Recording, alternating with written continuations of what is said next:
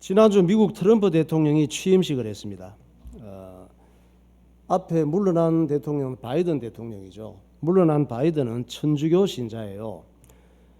천주교의 구원론은 끊임없이 선행을 하는 거예요. 끊임없이 선행, 좋은 일을 많이 해야 좋은 곳에 가고 구원을 받을 뿐만 아니라 상급도 많을 거라고 믿는 것이죠. 그리고 자기 스스로 괴롭혀서 천주교는 구원이 고행을 하고 그리고 윤리적이고 도덕적인 삶을 살아야 구원에 이른다고 가르치고 믿고 있어요. 그래서 천주교는 선행에 목숨을 걸어요.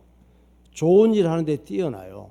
그래서 예수 믿지 않는 사람들은 천주교가 정말 제대로 된 종교라고 얘기를 해요. 좋은 일 많이 하는 것 같으니까. 불교의 구원론도 선행과 고행이에요. 내가 이 땅에 생로병사 이 문제로 꽉 찬 인생은 고해와 같은 세상 속에서 문제가 우리가 죄를 많이 지어서 그러니까 좋은 일을 많이 해야 된다. 내 몸을 학대를 해야 된다. 그래서 속세를 떠나서 고행을 하고 선행을 하는 거예요. 유대교의 구원론도 선행과 고행이에요. 예수님께 큰 책망을 받은 바리새인들도 율법을 잘 지키고 윤리적으로 도덕적으로 착하게 살아야 구원받는다고 가르쳤단 말이에요. 이런 구원론은 어떤 것이냐?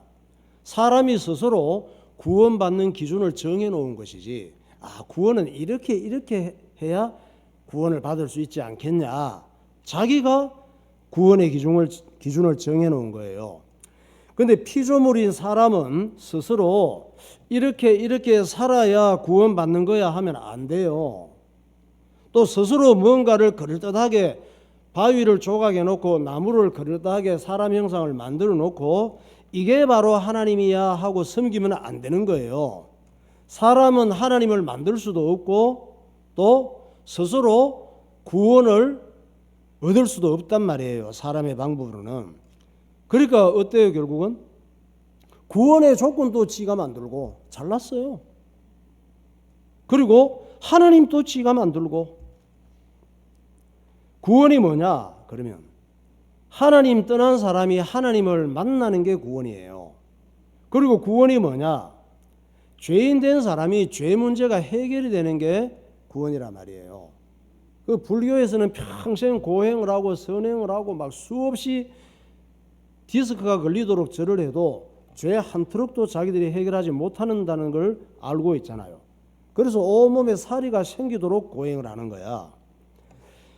또 구원은 뭐냐? 영적인 신분이 마귀의 자녀된 사람이 하나님의 자녀가 되는 게 구원이에요. 구원이 뭐냐? 지옥 갈 영혼이 천국 가는 게 구원이에요. 이런 구원은 피조물인 인간의 능력으로는 얻을 수가 없는 거예요. 오직 하나님의 방법인 예수님만이 우리에게 이 구원을 줄 수가 있는 거예요. 그래서 사람이 구원받는 것은 내 노력이나 선행이나 고행이나 뭘 섬겨서 구원받는 것이 아니고 하나님의 은혜고 선물이란 말이에요. 예수 믿는 믿음을 가지는 것이 하나님의 은혜라 그러잖아. 은혜란 뭐냐? 값없이 주는 하나님의 선물이란 말이에요. 내 노력과 고행으로 구원받는 게 아니란 말이에요. 하나님의 은혜가 내게 임하면 예배드리고 싶어. 그리고 하나님 말씀을 들을 때 아멘하고 은혜가 된다니까. 그게 하나님의 선물이란 말이에요. 에베소서 2장 8절에 말씀하고 있잖아요. 너희는 그 은혜에 의하여 믿음으로 말미암아 구원을 받았으니 이것은 너희에게서 난 것이 아니요 하나님의 선물이라. 행위에서 난 것이 아니니 이는 누구든지 자랑하지 못하게 함이라. 예. 자랑할 게 없어요. 하나님의 은혜로 내가 예수 믿고 구원받았으니까 내 노력이나 선행이나 고행으로 된 게 아니란 말이에요. 나는 이렇게 애를 쓰고 노력해갖고 착한 일을 많이 했더니 구원을 받았다. 이러면 내가 자랑할 게 있지. 착각이란 말이에요. 이번에 취임한 트럼프 대통령은 어머니가 독실한 그리스도인이에요. 참 엄마를 잘 만나야 돼. 트럼프 대통령은 어릴 때부터 엄마 따라서 신앙생활을 열심히 한 사람이에요. 또 엄마를 아무리 잘 만난다고 해서 안 따라가면 안 되지. 억지로 됩니까 그게? 저도 우리 6남매 중에서 제가 제일 교회를 잘 따라다녔어. 엄마 따라 교회 다니는 것도 하나님 은혜가 있어야 돼요. 트럼프 대통령이 그랬단 말이에요. 그런데 이 엄마는 자기 아들을 대고 열심히 신앙생활을 했지만 이 아들이 커서 나이 70이 넘어서 미국 대통령을 2번이나 할 줄은 몰랐겠지. 이번 취임식 때 취임사에서도 트럼프가 얘기를 했습니다. 얼마 전에 선거 운동하고 할 때에 누가 암살을 기획을 했잖아. 저격수가 총을 쐈는데 이렇게 있다가 가만히 있으면 그대로 이마나 그냥 그 관통했을 텐데 살짝 고개를 들리는 바람에 총알이 일로 스쳐갔단 말이에요. 그런 일이 있었어요. 그래서 이번에 취임사에서 뭐라고 했느냐, 하나님께서 나를 위기에서 살려주셨고 하나님께서 미국을 지켜주시고 위대한 나라로 만드실 거라고 강조를 했습니다. 그러니까 트럼프가 위대한 나라로 그를 통해서 만들 수 있을지는 모르지만 자신 있고 용기 있게 얘기하니까 듣기는 좋더라고. 트럼프 취임 연설 잠깐 봐요. Just a few months ago in a beautiful Pennsylvania field, an assassin's bullet ripped through my ear. But I felt then and believe even more so now that my life was saved for a reason. I was saved by God to make America great again.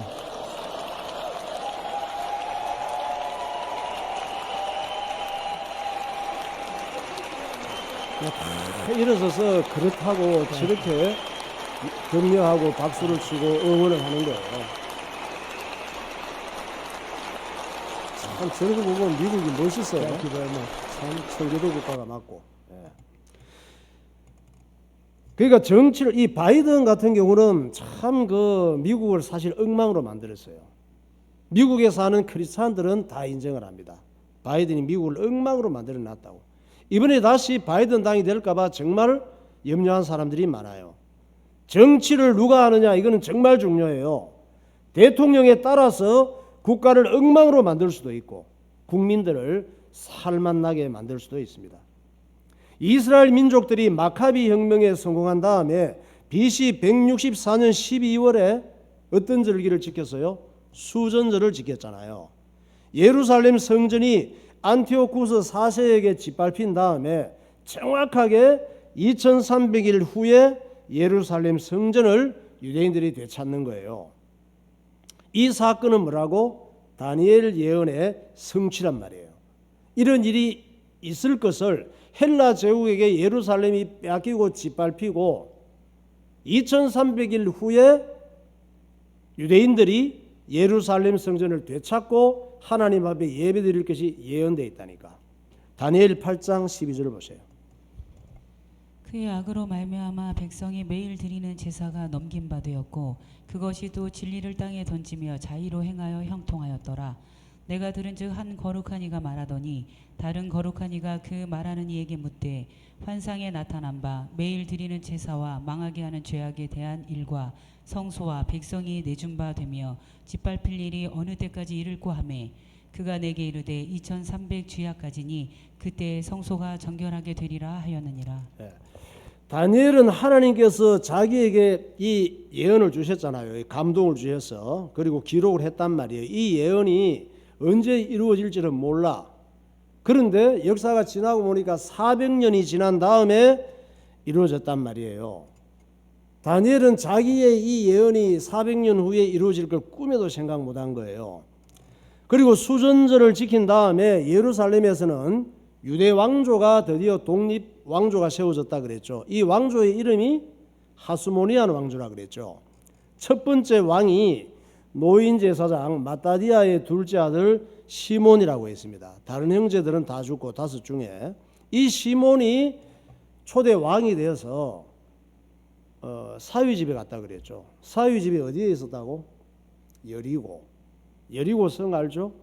그가 여리고 관문이 여리고 성이 있었단 말이에요.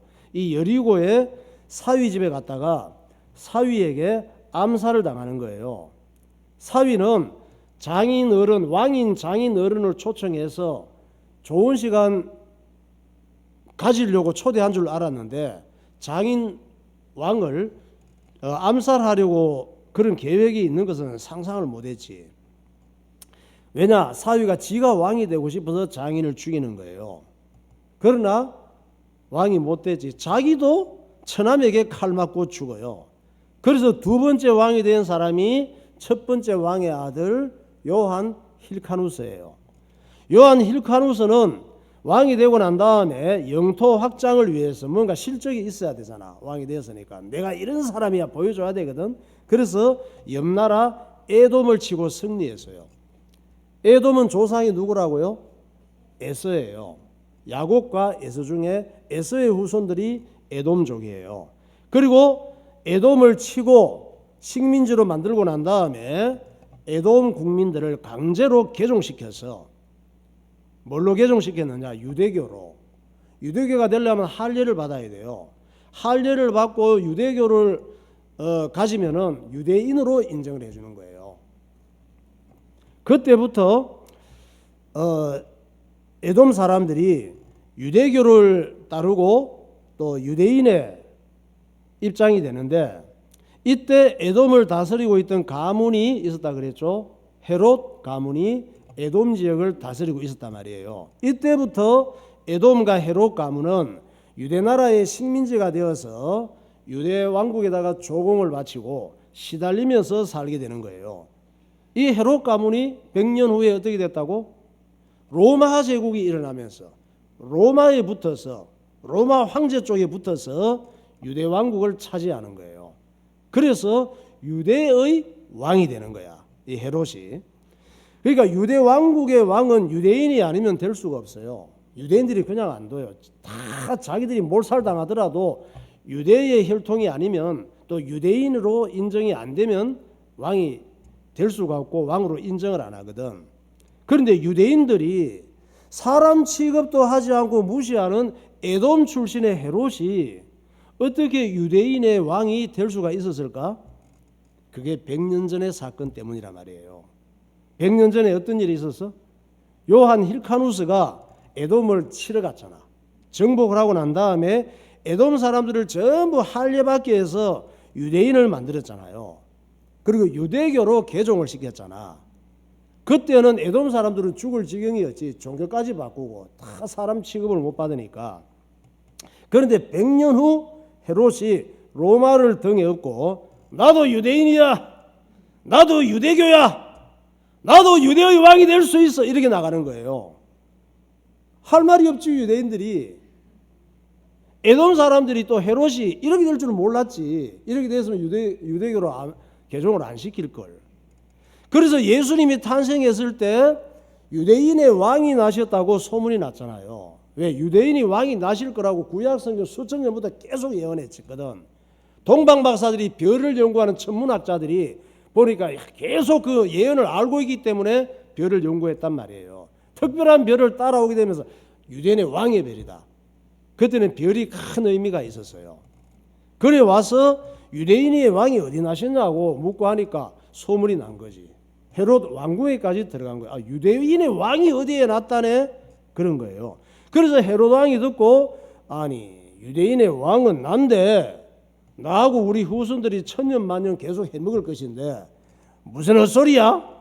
이렇게 하면서 아기 예수를 죽이라고 명령을 한 거예요. 내가 어떻게 해서 왕자리를 차지했는데, 돈을 얼마나 많이 썼는데, 로마에다가 돈을, 금은 부화를 얼마나 갖다 바쳤는데 유대인의 왕이 났다니 말도 안 되는 소리야. 이렇게 된 거죠.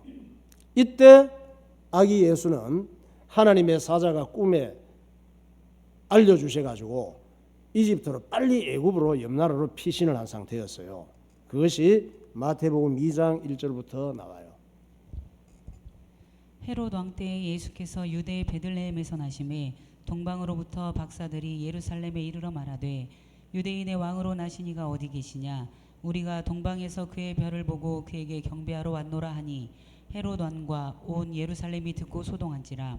이에 헤롯이 박사들에게 속은 줄 알고 심히 노하여 사람을 보내어 베들레헴과 그 모든 지경 안에 있는 사내 아이를 박사들에게 자세히 알아본 그때를 기준하여 2살부터 그 아래로 다 죽이니. 네.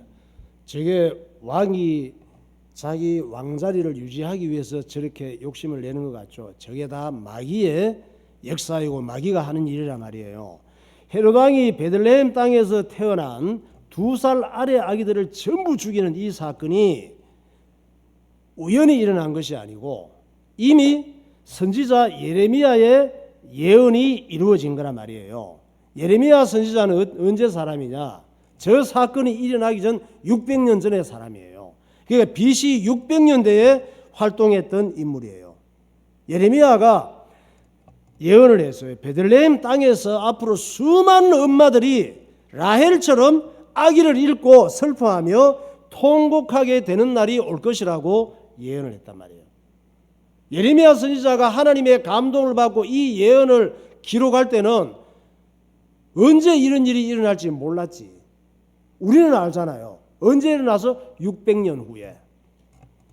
그 예언이 600년 후에 성취가 되는데 헤롯이 이때 죽인 아기가 몇 명이나 되느냐? 그 지역에 하여튼 관계된 상당히 넓은 지역까지 죽였는데 14,000여 명이 된다고 기록이 되어 있어요. 그러니까 그 지역의 엄마들이 얼마나 통곡하면서 울었겠어요. 예레미야 31장 15절에 기록이 되어 있습니다. 예레미야 선지자가 여호와께서 이와 같이 말씀하시니라. 라마에서 슬퍼하며 통곡하는 소리가 들리니 라헬이 그 자식 때문에 애곡하는 것이라. 그가 자식이 없어져서 위로받기를 거절하는도다. 라마에서 슬퍼하며 크게 통곡하는 소리가 들리니 라헬이 그 자식을 위하여 애곡하는 것이라. 그가 자식이 없으므로 위로받기를 거절하였도다 함이 이루어졌느니라. 예, 라마라고 하는 지역이 베들레헴 그 지역이란 말이에요. 그러니까 국가를 다스리는 왕이 누구냐 하는 건 정말 중요해요. 이 헤롯 왕이 온갖 마귀짓을 하다가 예수님 탄생 후에 얼마 못 가서 죽어요. 아기 예수님은 부모와 함께 애굽에 피신을 갔잖아요. 피신했다가 헤롯 왕이 죽었다는 소식을 들어요. 헤롯 왕은 죽을 때 세 아들이 있었어요. 세 아들에게 자기의 권력을 물려줬어. 이 세 아들에게 이스라엘 땅을 나누어 줍니다. 이스라엘 땅 위쪽 부분, 예루살렘에 있는 중간 부분, 아래 또 그 위쪽 부분 나누어 주는데 이 세 아들을 분봉 왕이라고 그래요. 헤롯 왕이 한 사람이 아니에요. 여러분 헤롯 왕이 헷갈릴 때가 많지. 죽었다고 하는데 뒤에 또 나와 살아가지고. 예수님이 아기 때 애굽에 가서 피신했을 때 죽은 소리를 듣고 들어왔거든. 근데 예수님이 나중에 십자가에 죽일 때 또 헤롯 왕이 나와. 같은 사람이 아니시라고요. 그래서 이 분봉왕이란 말이에요. 그래서 헤롯 이 초대 이 왕을 보고 헤롯 대왕이라고 그래. 그래서 나머지는 분봉왕 이렇게 나와요. 근데 성경에는 분봉왕이 잘 안 나와. 그냥 헤롯으로 나와요. 그런데 다 다른 사람이란 말이에요. 자식들하고 손자까지 있어. 그래서 이 세 아들 분봉왕이 누구냐? 헤롯 아켈라오 이름을 들면 그 다음에 또 하나들이 헤롯 안티파스, 또 하나들이 헤롯 빌립. 이 사람들이 뒤에 빌립, 안티파스, 아켈라오 이런 건 안 나. 헤롯 왕으로 나온다니까. 그러니까 우리가 볼 때는 모르면 헷갈리지. 이 사람이 그 사람과 한 사람인지 몇 사람인지 잘 모르는 거예요. 분봉왕 통치 지역을 한번 봐요. 헤롯 대왕이 죽고 나서 빌립, 아켈라오, 안티파스 그리고 연두색은 시리아 그 당시의 지역이고 저렇게 땅을 나누어 주고 헤롯 대왕이 죽은 것이죠. 그러니까 헤롯 왕이 죽었으니까 이스라엘 고향으로 돌아가라고 꿈에서 하나님의 사자가 나타나서 알려줬어요. 그래서 아기 예수님의 부모님 요셉과 마리아가 여행 가방을 싸서 베들레헴으로 출발을 했죠. 베들레헴으로 가고 있는데 또 소문을 들은 거야. 소문을 들으니까 헤롯이 죽은 다음에 그 헤롯이 중심지가 예루살렘이란 말이에요. 죽은 다음에 헤롯의 아들 헤롯 아켈라오가 예루살렘 지역과 베들레헴 이 지역을 다스린다는 거예요. 근데 문제는 아켈라오 이 아들이 아주 못된 폭군이라는 거야. 그럼 어떻게 돼요? 아기 예수님이 베들레헴에 가면은 아켈라오에게 보고가 들어갈 거 아니야. 네 아버지가 죽이려고 했던 유대인의 왕이라고 해서 태어났던 아기 그 예수가 부모와 함께 베들레헴으로 왔다. 이 소식이 들어갈 거 아니에요. 왜? 자기 아버지 헤롯 대왕이 아기 예수를 못 죽였거든. 애굽으로 피신했기 때문에. 그래서 베들레헴으로 이제 가다가 아기 예수와 그의 가족이 이제 베들레헴으로 갈 수가 없잖아요. 그 아버지 헤롯 대왕이 아기 예수는 못 죽이고 엉뚱한 애기만 수없이 죽여버렸거든. 그러니까 마리아의 남편인 요셉이 고민이 되는 거지. 어떡하지? 베들레헴 고향으로 지금 가야 되는데 또 예루살렘도 있고 하니까 고민을 하고 있는데 그러다가 잠이 들었죠. 잠이 들었을 때 꿈에서 응답받은 거예요. 하나님의 사자가 베들레헴으로 가지 말라고. 그리고 갈릴리로 가라고. 갈릴리는 헤롯 아켈라오가 다스리는 것이 아니고 헤롯 빌립 그 아들이 다스리는 곳인데 예루살렘 지역에서 위로 올라가는 것이죠. 그래서 이제 갈릴리로 가게 되는 거예요. 마태복음 2장 19절 보세요. 헤롯이 죽은 후에 주의 사자가 애굽에서 요셉에게 현몽하여 이르되 일어나 아기와 그의 어머니를 데리고 이스라엘 땅으로 가라. 아기의 목숨을 찾던 자들이 죽었느니라 하시니 요셉이 일어나 아기와 그의 어머니를 데리고 이스라엘 땅으로 들어가니라. 그러나 아켈라오가 그의 아버지 헤롯을 이어 유대의 임금됨을 듣고 거기로 가기를 무서워하더니 꿈에 지시하심을 받아 갈릴리 지방으로 떠나가. 이렇게 돼서 아기 예수와 예수님의 부모는 고향인 베들레헴으로 가지 못하고 갈릴리 나사렛으로 피신하듯이 가게 된 거예요. 그때 갈릴리 지역 통치자는 헤롯 안티파스, 그 옆에가 헤롯 빌립이구나. 그리고 갈릴리 지역 통치자는 헤롯 안티파스 분봉 왕이었어요. 헤롯 안티파스가 어떤 사람이냐? 세례 요한을 죽인 왕이에요. 왜? 세례 요한을 왜 죽였어요? 요한이 듣기 싫은 소리 한다고. 자기에게 듣기 싫은 소리 지적질한다고 죽이려고 하다가 죽였죠. 예수님은 갈릴리 지역 나사렛에서 정착하여 아기 때부터 청년이 되기까지 어린 시절을 보냅니다. 마태복음 2장 23절. 나사렛이란 동네에 가서 사니 이는 선지자로 하신 말씀에 나사렛 사람이라 칭하리라 하심을 이루려 함이로라. 네. 저 말씀도 예언이 된 말씀이죠.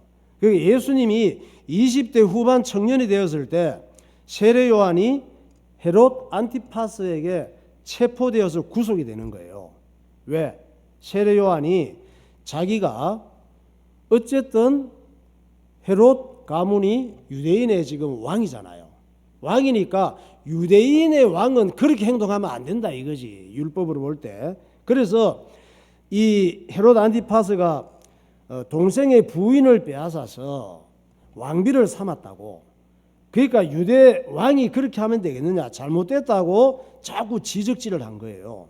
그래서 헤롯 왕과 다시 자기 본 남편을 버리고 헤롯 왕과 이 안티파스하고 결혼한 이 왕비가 듣기 싫겠어요? 자꾸 너 잘못했다 그러고 지적질을 하니까 듣기 싫은 거예요. 너무 듣기 싫은 거예요. 그래서 생각 저걸 어떻게 죽이지? 근데 죽이기가 쉽지를 않아. 유대인들이 많이 따르고 세례를 받고 이렇게 하니까. 그래서 마태복음 14장 3절부터 쭉 보세요. 전에 헤롯이 그 동생이 빌립의 아내 헤로디아의 일로 요한을 잡아 결박하여 옥에 가두었으니 이는 요한이 헤롯에게 말하되 당신이 그 여자를 차지한 것이 옳지 않다 하였음이라. 헤롯이 요한을 죽이려 하되 무리가 그를 선지자로 여김으로 그들을 두려워하더니 마침 헤롯의 생일이 되어 헤로디아의 딸이 연석 가운데서 춤을 추어 헤롯을 기쁘게 하니 헤롯이 맹세로 그에게 무엇이든지 달라는 대로 주겠다고 약속하거늘 그가 제 어머니의 시킴을 듣고 이르되 세례 요한의 머리를 소반에 얹어 여기서 내게 주소서 하니 왕이 근심하나 자기가 맹세한 것과 그 함께 앉은 사람들 때문에 주라 명하고 사람을 보내어 옥에서 요한의 목을 베어 그 머리를 소반에 얹어서 그 소녀에게 주니 그가 자기 어머니에게로 가져가니라. 요한의 제자들이 와서 시체를 가져다가 장사하고 가서 예수께 아뢰니라. 예. 저 헤로디아라고 하는 저 여자도 분봉왕은 안 됐지만은 헤롯 대왕의 부인이 많았어요. 그 중에 한 아들이에요. 한 아들과 결혼한 여자거든. 그런데 자기 남편이 왕이 안 될 것을 확인하고 나서 헤롯 왕에게로 눈이 맞아가지고 저렇게 했는데, 그 헤로디아의 딸은 헤롯 안티파스의 친딸이 아니에요. 그런데 그 딸이 막 생일날 춤을 너무 야하게 잘 췄나 봐.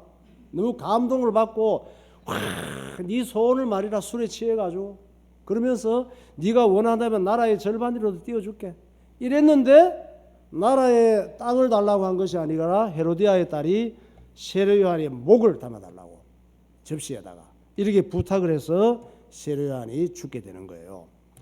그러니까 예수님이 갈릴리시 나사렛 읍에서 자라게 될 것은 이사야 선지자를 통해서 예언된 말씀이에요. 이사야는 언제 사람이에요? 이 예수님이 오시기 전 700년 전의 사람이란 말이에요. 그러니까 이사야 예언한 다음에 700년 후에 예수님이 오셔서 나사렛 동네에서 살게 된 거예요. 어떻게 생각하면 우연이라고 할 수 있겠죠. 왜? 헤롯 아그리빠가 이렇게 폭군이니까 베들레헴으로 못 가고 갈릴리로 간 것 같잖아요. 이것이 하나님의 예언 성취라니까. 이사야 9장 1절 보세요. 전에 고통받던 자들에게는 흑암이 없으리로다.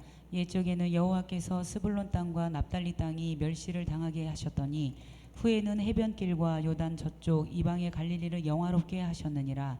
이새의 줄기에서 한 싹이 나며 그 뿌리에서 한 가지가 나서 결실할 것이요 그의 위에 여호와의 영 곧 지혜와 총명의 영이요 모략과 재능의 영이요 지식과 여호와를 경외하는 영이 강림하시리니. 저 말씀에서 한 싹 한 가지가 났다고 그러잖아. 그게 예수님을 상징하고 있는데 이게 히브리어로 한 싹 한 가지가 네제르라고 해요. 네제르가 바로 이 단어가 나사렛을 의미하는 거예요. 갈릴리 나사렛에서 예수님께서 자라게 될 것을 예언했단 말이에요. 나사렛이라고 하는 이 말은 우리말로 하면 거룩하다 이 말이에요. 그러니까 가장 저 지역은 갈릴리 나사렛 지역은 초라하고 시골이고 무심하고 보잘것없는 나사렛 동네인데, 이 나사렛 동네에 이사야 선지자가 예언을 하는 거예요.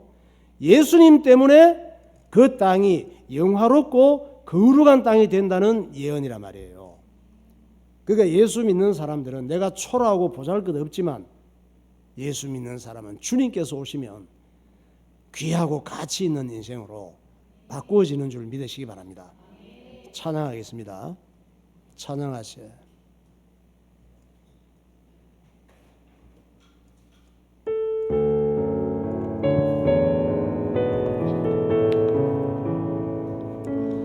지금 갈고리 모래 날 위해 죽으신 예수, 그의 상처 그 손과 발 나무 위에 내 곳에 주 눈물에 젖은 그의 몸 요셉의 무덤에 누워 금돌에 다 젖은 무덤 홀로 남겨 진내시 찬양하세 찬양하세 높으신 이름 찬양하세 영원토록 끝이 없는 주야만 노래 오주내 하나 찬양하세 높으신 이름 찬양하세 높으신 이름 찬양하세 영원토록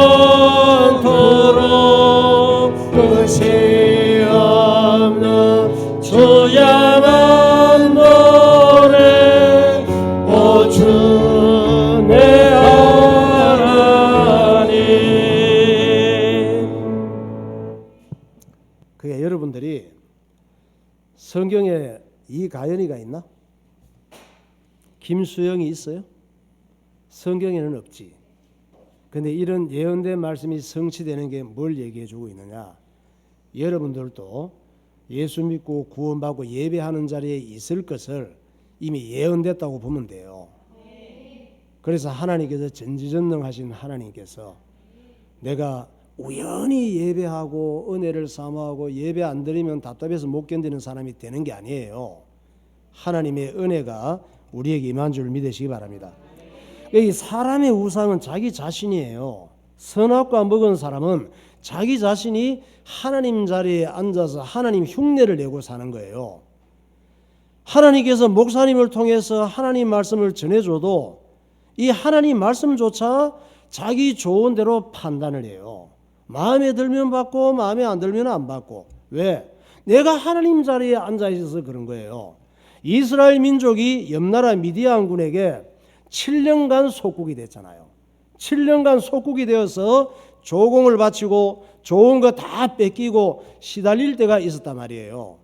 미디안 지역 한번 봐봐요. 그때 당시 고대시대 미디안 나오죠? 저희가 지금은 사우디아라비아예요. 현재는. 저때 당시에는 미디안이 상당히 그 지역이 컸습니다. 이스라엘 민족이 하나님 앞에 죽겠다고 미디안의 속국이 되어서 살려달라고 부르짖으니까 하나님께서 어떤 사람을 불러냈어요? 기드온을 불러내셨잖아요. 그런데 기드온은 미디안과 싸울 수 있는 장군이 아니고 많은 이스라엘 민족들 중에서 가장 못나고 겁 많고 의심 많은 졸장부였단 말이에요. 그래서 기드온은 하나님께서 중요한 일을 시키려고 하는데 이 일을 안 하기 위해서 몸부림을 쳤어. 왜? 죽을까 봐 겁났기 때문이죠. 그래서 하나님 앞에 내가 정말 하나님 앞에 부름을 받고 저들과 싸워야 된다면 눈에 보이는 증거를 보여달라고 요구를 한 거예요. 우리도 그렇잖아요. 기드온처럼 눈에 보이는 증거를 요구를 하잖아. 눈에 보이는 증거를 주면은 또 그걸 응답받았다고 딴 사람이 못 받는 응답받았다고 간증을 하고 그러지. 그 눈에 보이는 걸로 가치를 판단하는 거예요. 그게 뭐냐? 내가 하나님 자리에 앉아서 자랑질하려고 하는 죄인의 속성이란 말이에요. 그리고 자기가 드리는 선행이나 물질로 하나님을 기쁘게 해드리면 하나님께서 내가 드린 게 있기 때문에 하나님은 더 많은 걸로 보상해주고 응답해 주실 것이라 기대를 하는 거예요. 내가 애쓴 만큼 응답이 안 오면 또 실망을 해. 이게 뭐예요? 기복신앙이란 말이에요. 그게 인본주의 신앙이란 말이에요. 교회 다니면서 이런 사람들이 얼마나 많은지 몰라. 잘못된 줄도 몰라요. 기드온이 처음에 하나님께 요구했던 게 뭐냐? 하나님, 내가 하나님 좋아하시는 지 생각이지. 하나님 그런 거 안 좋아해. 제사의 의미도 모르면서. 제사를 하나님을 위해서 드리라고 한 게 아니에요. 네가 살기 위해서 드리라고 한 거지. 우리가 하나님 앞에 시간 드리고 젊음 드리고 물질 드리고 하나님 앞에 삶을 드리는 것은 나를 위해 사는 거예요. 누구를 위해 사는 게 아니고. 그게 안 하면 내가 죽는 줄 모르지. 기드온이 생각할 때 그랬던 거예요. 하나님 좋아하시는 예물 이 짐승 잡아서 드릴 테니까 내게 하나님께 사실 일이 뭐예요? 하나님이 내 걸 받았다는 걸 보여주세요. 이렇게 요구를 했잖아. 사사기 6장 17절이에요. 기드온이 그에게 대답하되 만일 내가 주께 은혜를 얻었사오면 나와 말씀하시니가 주 되시는 표징을 내게 보이소서. 내가 예물을 가지고 다시 주께로 와서 그것을 주 앞에 드리기까지 이곳을 떠나지 마시기를 원하나이다 하니 그가 이르되 내가 너의 돌아오기까지 머무르리라 하니라. 그런 얘기예요. 하나님이 사자가 있는데 하나님 내가 지금 당신 좋아하는 거 갖고 올 테니까 꼼짝하지 말고 기다리고 계세요. 내가 와서 드릴 테니까 기다려요. 그리고 내가 원하는 응답을 주세요. 이것은 예수 믿는 사람이 아니에요. 자기 욕구 만족을 위해서 교회 다니는 종교인 의식이지. 종교인이란 뭐냐? 내가 하나님 앞에 어떤 원인을 제공하면, 즉 내가 열심히 봉사하고 작정 기도하고 금식 기도하고 철학 기도하고 교회 열심히 다니고 헌금 많이 하면 하나님은 내가 애쓰고 많이 드린 만큼 보상을 내놓으셔야 돼요. 그건 하나님의 일한 게 아니에요. 하나님의 일은 예수님을 알고 예수님을 믿는 게 하나님이 원하시는 일이란 말이에요. 요한복음 6장 28절 보세요. 그들이 묻되 우리가 어떻게 하여야 하나님의 일을 하오리이까? 예수께서 대답하여 이르시되 하나님께서 보내신 이를 믿는 것이 하나님의 일이니라 하시니. 예. 기도원이 자기가 가치 있다고 생각하는 걸 정성껏 준비해 왔잖아요. 그것이 뭐예요?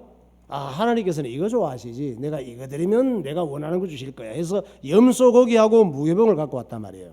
내가 이거 드리면 하나님이 좋아하실 거야. 하나님께서는 기도원에게 기도원이 뭘 잘못 알고 있는지 가르치고 싶었어요. 그래서 하나님께서는 어떤 입장이에요? 야, 내가 하는 일은 니네의 노력이나 정성이나 도움으로 이루어지는 게 아니야. 네가 할 일은 내가 하는 일을 믿어주는 거란다. 이걸 가르치고 싶었어요.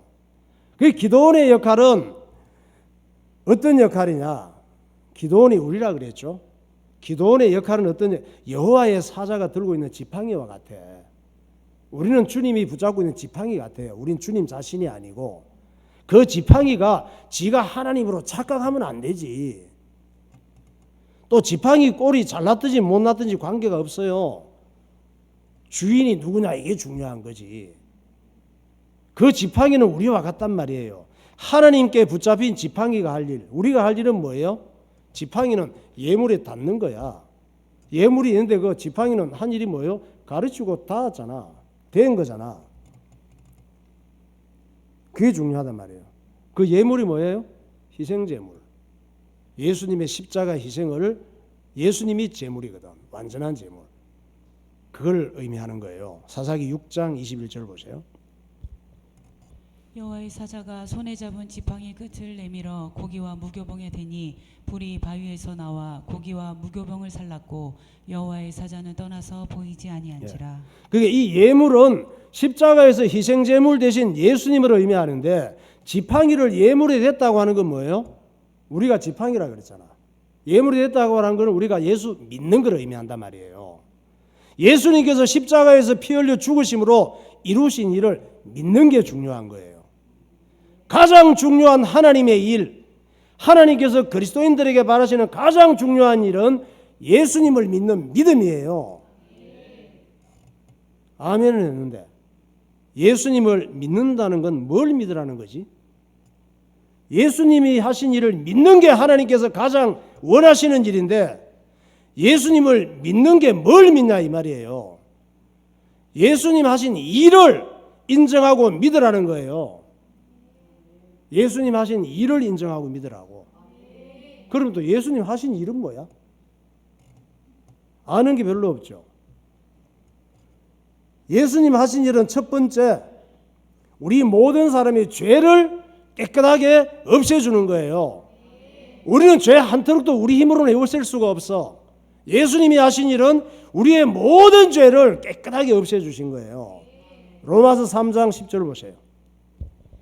기록된 바 의인은 없나니 하나도 없으며 모든 사람이 죄를 범하였음에 하나님의 영광에 이르지 못하더니 그러므로 한 사람으로 말미암아 죄가 세상에 들어오고 죄로 말미암아 사망이 들어왔나니 이와 같이 모든 사람이 죄를 지었으므로 사망이 모든 사람에게 이르렀느니라. 이 말씀은 모든 사람이 죄인이라 그러잖아요.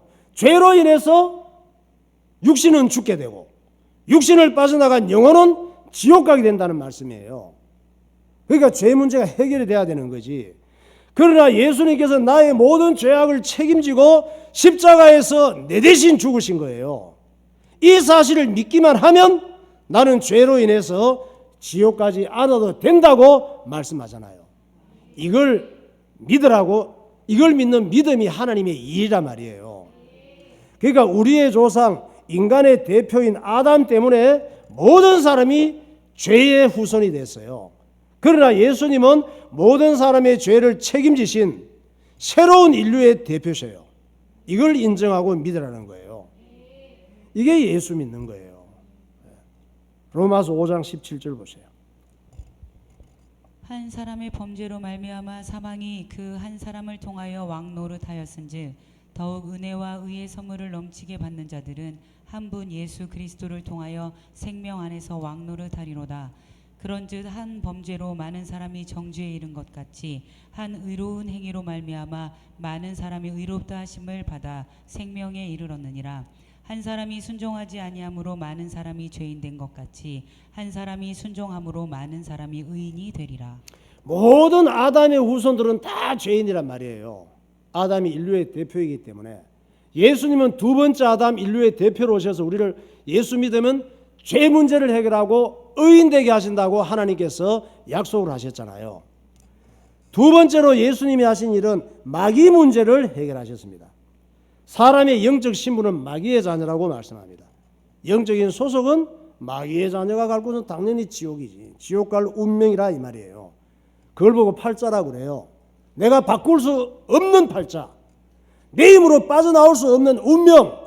이게 성경에서 뭐라 그래요? 너는 마귀의 자녀야, 너는 지옥 갈 운명이야 말씀하고 있는 거예요. 마귀는 사람들을 하나님처럼 스스로 행세하며 살게 해요. 그것이 가장 큰 죄예요. 내가 하나님 자리에 올라앉아서 내 마음대로 사는 거, 내 좋은 대로 내 기분대로 사는 거, 그게 가장 무서운 죄란 말이에요. 예수님이 오셔서 십자가에 죽으심으로 우리가 마귀의 손에서 해방되는 거예요. 운명이 달라지는 게 예수 믿는 거예요. 마귀에서 빠져나오는 게 예수 믿는 거란 말이에요. 예수님께서 그 일을 해결하신 것을 믿는 거예요. 요한 1서 3장 8절 보세요. 죄를 짓는 자는 마귀에게 속하나니 마귀는 처음부터 범죄함이라. 하나님의 아들이 나타나신 것은 마귀의 일을 멸하려 하심이라. 자녀들은 혈과 육에 속하였음에 그도 또한 같은 모양으로 혈과 육을 함께 지니심은 죽음을 통하여 죽음의 세력을 잡은 자 곧 마귀를 멸하시며. 예수님이 십자가에서 이루신 일은 마귀를 멸하신 거예요. 또 마귀를 멸했다는 얘기는 뭔 소리야? 마귀를 멸했다는 말은 마귀를 죽였다는 말인가? 아니에요. 마귀는 영적인 존재, 영물로 지원받았기 때문에 죽일 수가 없어요. 사람의 영혼도 육신은 죽일 수 있지만 육신을 영혼이 빠져나갈 때 영혼은 사람이 죽일 수가 없어요. 안 죽어요. 영원한 존재란 말이에요. 사람의 영혼도 영적 존재로 지원받은 거예요. 그래서 사람의 육신이 죽는다고 없어지는 게 아니야. 그래서 큰 문제가 되는 거예요.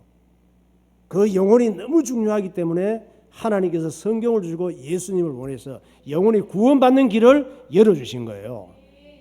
예수님께서 오셔서 마귀를 멸했다 이 말은 예수님께서 십자가에 죽였을 때 마귀를 죽였다, 죽일 수 없다 그랬잖아요. 이 죽였다 이 말이 아니고 예수님을 믿으면 마귀에게서 해방받게 된다 이 말이에요. 마귀와 관계없는 존재가 된다 이 말이에요. 예수 믿으면 그게 마귀를 멸했다 이 의미예요. 예수님을 믿으라는 말은 이런 사실을 인정하고 믿으라는 거예요. 사람이 마귀에게서 해방받지 못하면 마귀가 사람의 영혼을 지옥으로 끌고 간다고 말씀하잖아요. 내 생각으로 그러지 말고 하나님 말씀 믿으세요. 맞아요. 죽고 나서 후회하면 안 돼요. 세 번째 예수님이 하신 일은 마귀의 자녀를 하나님의 자녀로 바꾸시는 일이에요. 예수님이 하신 일. 사람은 날 때부터 죄인이고 마귀의 끝이에요. 하나님께서 이걸 알려주시잖아. 날 때부터 너는 죄인이야. 너는 영적 신분이 마귀의 자식이야. 지옥 갈 운명이야. 이걸 인정을 해야 예수님을 믿을 이유가 있는 거예요. 그러면 내가 죄인이고 마귀의 것이 되어서 살다가 어느 날 죽어서 내 영혼이 지옥 간다면 어떡하지? 큰일 났잖아요. 이 말씀이 아니면 좋겠는데 맞다면 어떻게 할 거냐고. 근데 맞는 걸 어떻게 해? 이 땅에서 잠깐 잘 사는 게 중요한 게 아니에요. 몸부림치며 발버둥 쳐도 금방 10년 20년 지나가고 죽으면 순서도 없이 다가오는 거예요. 중요한 것은 내 운명이 바뀌는 게 중요한 거예요. 마귀의 자녀에서 하나님의 자녀로. 그래서 하나님께서 내 운명을 바꿔주시려고 예수님을 보내신 거예요. 예수님 믿으면 운명이 바뀌어요. 요한복음 8장 44절. 너희는 너희 아비 마귀에게서 났으니 너희 아비의 욕심대로 너희도 행하고자 하느니라. 그는 처음부터 살인한 자요 진리가 그 속에 없으므로 진리에 서지 못하고 거짓을 말할 때마다 제 것으로 말하나니 이는 그가 거짓말쟁이요 거짓의 아비가 되었음이라. 또 그들을 미혹하는 마귀가 불과 유황못에 던져지니 거기는 그 짐승과 거짓 선지자도 있어 세세토록 밤낮 괴로움을 받으리라. 모든 사람이 죄를 범하였음에 하나님의 영광에 이르지 못하더니 그리스도 예수 안에 있는 속량으로 말미암아 하나님의 은혜로 값없이 의롭다 하심을 얻은 자 되었느니라. 그러면 이제 우리가 그의 피로 말미암아 의롭다 하심을 받았으니 더욱 그로 말미암아 진노하심에서 구원을 받을 것이니. 예수 믿으면 의인이 되고 저주와 진노와 멸망에서 빠져나오는 게 구원받는 거란 말이에요. 예수님께서 십자가에서 이루신 일은 죄인을 의인으로 바꾸신 일이에요. 예수님께서 십자가에서 이루신 일은 마귀에게서 해방되게 하신 일이에요. 예수님께서 십자가에서 이루시는 일은 마귀의 자식을 하나님의 자녀로 바꾸시고 지옥 갈 운명을 천국 갈 운명으로 바꾸신 일이에요. 이걸 믿는 게 하나님이 원하시는 일이란 말이에요. 이걸 계속 잘 믿기 위해서 계속 예배 잘 드리는 게 필요한 거예요. 왜? 죽을 때까지 계속 이 믿음을 유지해야 되니까. 지팡이 같은 기도원이 할 일은 희생제물을 가리키고 붙잡는 일이에요. 우리가 할 일이 뭐예요? 지팡이 같은 우리가 할 일이 사는 동안 계속 예수님을 바라보는 거예요. 예수님을 가리키고 십자가를 붙잡는 일이 우리가 계속 할 일이에요. 그렇게 사시기를 예수 이름으로 축원합니다. 기도하겠습니다. 영적 존재로 지원받은 인간이 구원받는 것은 인간 스스로는 할 수 없는 일입니다. 사람은 스스로 우상도 만들고 종교도 만들고 교리도 만들어서 스스로 구원에 이르고자 합니다. 그러나 인간의 영혼 구원은 오직 하나님만이 줄 수가 있습니다. 트럼프 대통령의 어머니는 참 그리스도인이었습니다. 어릴 때부터 올바른 믿음을 가지는 것은 정말 중요합니다. 예수님 당시의 헤로드 왕은 하나님을 모르고 자란 에돔 사람입니다. 그는 오직 권력에 미쳐서 예수님을 죽이는 데 앞장섰습니다. 헤롯 가문의 마귀짓은 이미 성경에 예언된 사건입니다. 성경 예언이 성취될 때 하나님을 대적하는 자로 쓰임받는 사람은 정말 불행한 사람입니다. 사사시대의 기도원은 부모가 하나님도 섬기고 바알 아세라 신도 섬겼습니다. 기도원의 신앙도 기복주의와 인본주의 신앙으로 물들어 있었습니다. 기도원의 잘못된 신앙은 죽을 때까지 그를 괴롭혔고 스스로 하나님이 되려고 했습니다. 하나님 아버지 예수님이 이 땅에 오신 이유를 바르게 알게 하시고 예수님께서 십자가에서 이루신 일을 믿음으로 구원받는 믿음이 되게 하옵소서. 통성으로 기도하겠습니다. 할렐루야. 거룩하신 하나님 아버지 은혜와 사랑을 감사합니다. 오늘도 우리를 하나님의 자녀 삼아주시고 주의 전에 나와 예배하며 생명의 복음을 들을 수 있도록 인도하여 주심을 감사합니다. 성령께서 지혜와 명철을 허락하여 주셔서 우상과 육으로 가득한 세상 속에서 내 자신이 하나님 자리에 앉아 하나님 노릇하는 어리석음을 진단하고 발견하게 하시고 오직 예수님이 오셔서 한 일이 무엇인지를 알고 참된 믿음을 가지고 구원의 복을 누리는 주의 백성들이 되게 하여 주옵소서. 예수님 이름으로 기도하옵나이다.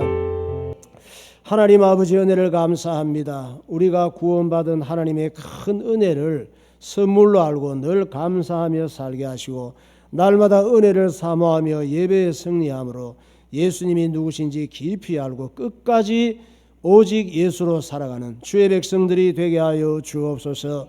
예수 그리스도 이름으로 기도하옵나이다. 아멘.